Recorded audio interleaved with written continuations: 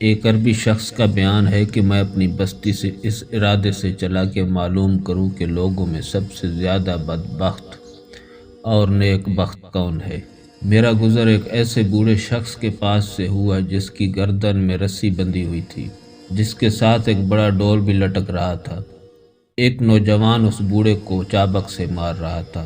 میں نے اس نوجوان سے کہا، اس بوڑھے اور کمزور شخص کے بارے میں تجھے اللہ تعالیٰ کا خوف نہیں؟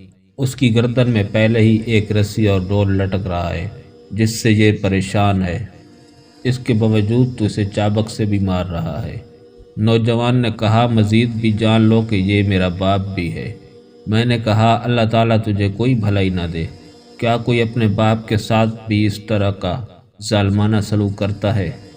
نوجوان بولا، خاموش رہو، تمہیں کیا معلوم، یہ بھی اپنے باپ کے ساتھ ایسا ہی برتاؤ کیا کرتا تھا، اور اس کا باپ بھی اپنے باپ کے ساتھ یعنی کہ اس کے دادا کے ساتھ بھی اسی طرح کا سلوک کیا کرتا تھا۔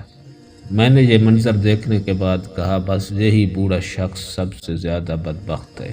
پھر میں آگے چل دیا، یہاں تک کہ ایک نوجوان کے پاس پہنچا جس کی گردن میں ایک زنبیل یعنی کھجور کے پتوں کی بنی ایک ٹوکری تھی، اور اس میں چوزے کی طرح کمزور بوڑھا ایک شخص تھا۔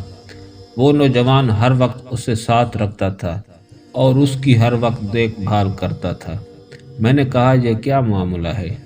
اس نے جواب دیا، یہ میرا باپ ہے جو اپنی عقل کھو بیٹھا ہے، میں اس کی دیکھ بھال میں لگا رہتا ہوں۔ میں نے کہا، یہی نوجوان لوگوں میں سب سے زیادہ نیک بخت ہے۔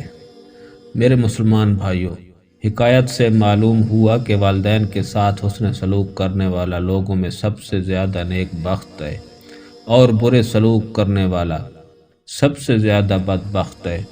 اللہ عز و جل کی پناہ، اس بات میں کوئی شک نہیں کہ والدین کے ساتھ برا سلوک کرنے والے کے لیے دنیا اور آخرت میں بربادی ہی بربادی ہے۔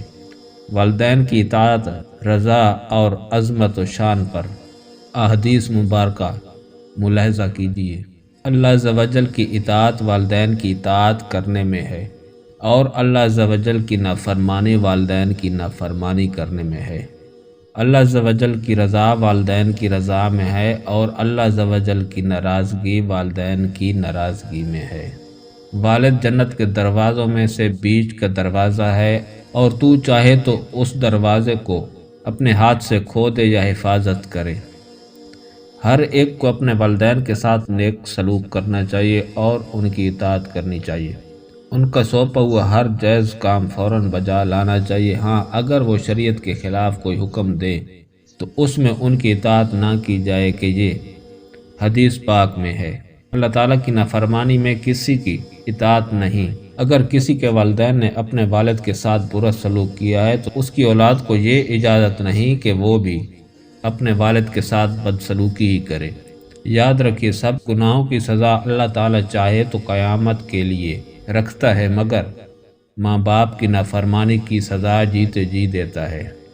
اس دور میں بھی جہاں والدین کے ساتھ اچھا سلوک کرنے والے موجود ہیں، وہاں بدسلوکی کرنے والوں کی بھی کمی نہیں۔